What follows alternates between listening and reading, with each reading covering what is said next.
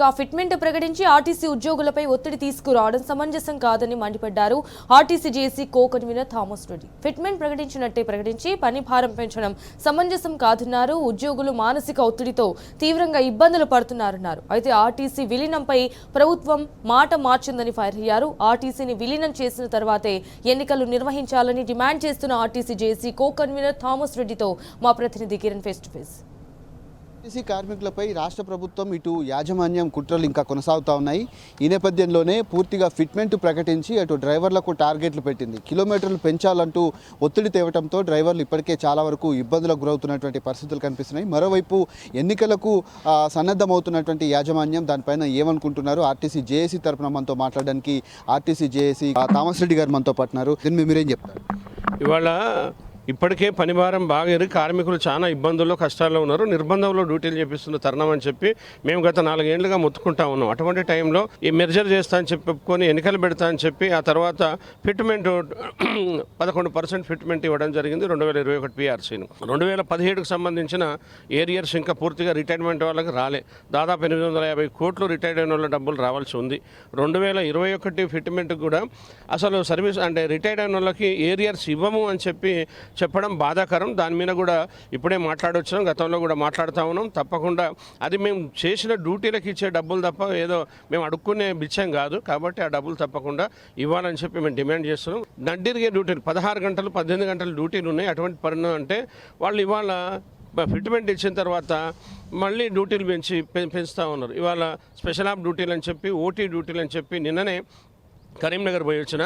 కరీంనగర్లో జగిత్యాల డిపోలో 14.5 గంటలు డ్యూటీ పెట్టి నామమాత్రంగా 1 గంట మీకు ఓటీ ఇస్తాము రోజు చేయాలని చెప్పి నిన్న పెద్ద పోట్లాటకు దిగినటువంటి సందర్భం వచ్చింది. చాలా బాధాకరం. 11% ఫిట్మెంట్ ఇచ్చినంత మాత్రాన పెంచాలని ఎక్కడ లేదు. అదేం పెద్ద ఫిట్మెంట్ కూడా కాదు. 12 గంటలు స్పెషల్ ఆఫ్ డ్యూటీ ఉండాలి, 8 గంటల డ్యూటీలు వాళ్ళకు ఉండాలి, సిటీలో 7 గంటల డ్యూటీ ఉండాలని చెప్పి స్పష్టంగా అడిగినాం. పై మేనేజ్మెంట్ మాట్లాడినట్టుంటే కింద డిపో మేనేజర్లు ఎందుకు ఆ వైఖరి మారట్లేదు? డిపో మేనేజర్లు ఎందుకు ఇంకా ఏకపక్షంగా మాట్లాడి కార్మికులను ఇబ్బంది పెట్టే పరిస్థితి ఉంది? ఇప్పటికి కూడా కార్మికుల్లాగా చూడట్లేదు, ఉద్యోగుల్లాగా చూడట్లేదు.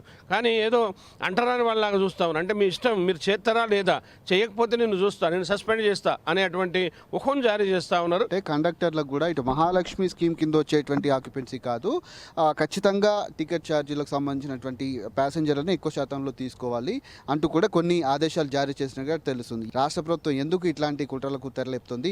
యాజమాన్యం కూడా కనీసం కార్మికులకు సంబంధించినటువంటి సంక్షేమం కావచ్చు, వాళ్ళ జాగ్రత్తలు కావచ్చు, వాళ్ళ హెల్త్ ఇష్యూస్ కూడా చాలా ఉన్నా కానీ పట్టించుకోవట్లేదనే విమర్శలు వస్తున్నాయి. దీని మీద మీరేం చెప్తారు? ఇవాళ కార్మికుల్లో ఆందోళన రేకెత్తింది. ఇవాళ యాజమాన్యం అంటే తప్పకుండా చేయాల్సిన పరిస్థితి ఉంది. డ్యూటీలు చేయాలి, డ్యూటీలు తప్పకుండా మన MTW యాక్ట్ ప్రకారం చేయమంటే చేయని పరిస్థితి. అంటే యాజమాన్యంలో మార్పు రాలే. మార్పు రాకపోవడం వల్ల ఇదంతా జరుగుతూ ఉంది. విచ్చలవిడిగా మాట్లాడే విధానం ఉంది. కాబట్టి దీన్ని తీవ్రంగా వ్యతిరేకిస్తున్నాం. నిన్న చెప్పాల్సి వచ్చింది. నిన్న కరీంనగర్ ఆర్ఎం కూడా చెప్పినాం, అవసరమైతే కరీంనగర్ నుంచే ఉద్యమం స్టార్ట్ చేస్తాం. మరో బంధుకు పిలిపియాల్సిన పరిస్థితి వస్తుంది. ఇవాళ కండక్టర్లు ఏం పాపం చేసిండ్రు? ఇవాళ మహాలక్ష్మి పథకంలో 170-180 మంది ఒక్కొక్క బస్సులో ఎక్కుతా ఉన్నారు. దాంట్లో పద్మవ్యూహంలో అభిమన్యులాగా మా కండక్టర్లు అంతా దాంట్లో కష్టపడుతూ ఉన్నారు. అటువంటప్పుడు మరి టికెట్ డబ్బులు మీకు వచ్చేది కూడా 0 టికెట్ అయినా కానీ డబ్బులే కదా, ప్రయాణికులే కదా. అవి కాకోకుండా ఇంకా డబ్బులు రావాలి, మీరు నగదు ఎంత తెస్తారు, 30,000 తెస్తారా, 20,000 తెస్తారా అని చెప్పి పీడిస్తూ ఉన్నారు. అది సరైన పద్ధతి కాదు. అంటే ఎక్కడొస్తారు మరి? నీకు బస్సులో ఎంత కెపాసిటీ ఎంత ఉంది? 50 మంది కూర్చోవాలి. 150-160 మంది కూర్చున్న తర్వాత కూడా ఇంకా డబ్బులు ఇచ్చే వాళ్ళని తీసుకురా అంటే కండక్టర్ ఎక్కడికి పోయి తీసుకొస్తాడు? ఆ విధంగా చేసినప్పుడు ఇంకా బెదిరించేది కరెక్ట్ కాదు. అది యాజమాన్యానికి మీ ద్వారా కూడా చెప్తా ఉన్నా.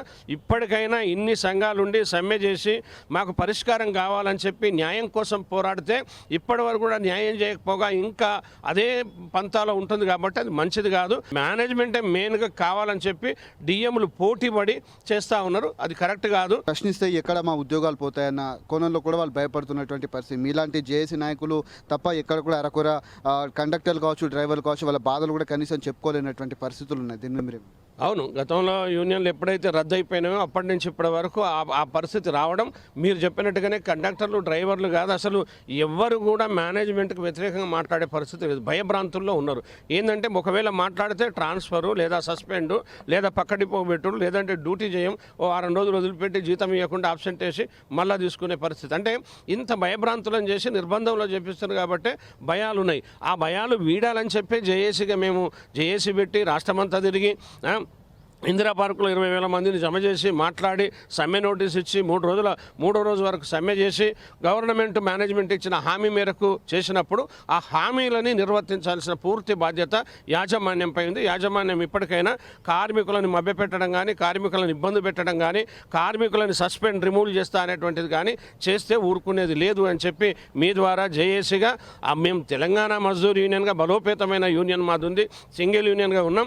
ఇలా డెఫినెట్గా మా యూనియన్గా నిర్ణయం తీసుకుంటాం. దానికే చెప్పినాం అందరూ కూడా ముందు మెర్జర్ చేయండి, ఆ తర్వాత మిగతాయి చేయండి అంటున్నారు. ఇలా మన సిసిఎస్ ఎలక్షన్స్ కూడా వచ్చినాయి, అవి ఒక టైం తీసుకుంటాయి, ఇది ఒక టైం తీసుకుంటే కాలయాపన అయితే ఇది చాలా దూరం వెళ్ళిపోవడం వల్ల డెలీట్ అవుతుంది. కాబట్టి అది కరెక్ట్ కాదు.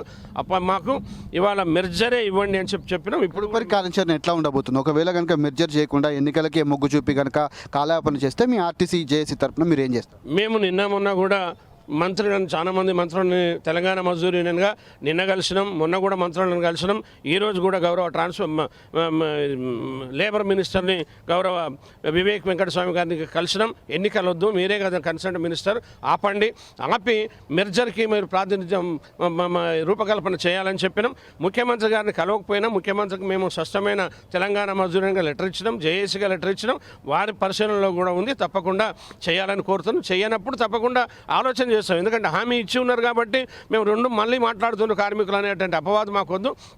డెఫినెట్గా మీరు మెర్జర్ చేయండి, మెర్జరే మాకు కావాలి, మెర్జరే ముద్దు, ఎన్నికలు వద్దు అని చెప్పినాం. ఎన్నికలు ఇప్పుడు అక్కర్లేదని మీ ద్వారా తెలియజేస్తూ గవర్నమెంట్ని ఈ అరాచ్మెంట్ మీద, కార్మికుల ఇబ్బందుల మీద, పని గంటల మీద కూడా టాప్ మేనేజ్మెంట్ తప్పకుండా కింది అధికారులకు ఆదేశాలు ఇవ్వాలని చెప్పి కోరుతా ఉన్నా. ఇది వారు చెప్తున్నటువంటి పరిస్థితి కనబడుతుంది. ఖచ్చితంగా ఉద్యోగులను, ఇటు కింది స్థాయి ఉన్నటువంటి ఉద్యోగులను ఇబ్బందులకు గురి చేయొద్దు. ఖచ్చితంగా రాష్ట్ర ప్రభుత్వం ఇచ్చినటువంటి హామీలు కావచ్చు, అవన్నీ కూడా ఖచ్చితంగా నెరవేర్చాల్సిందే.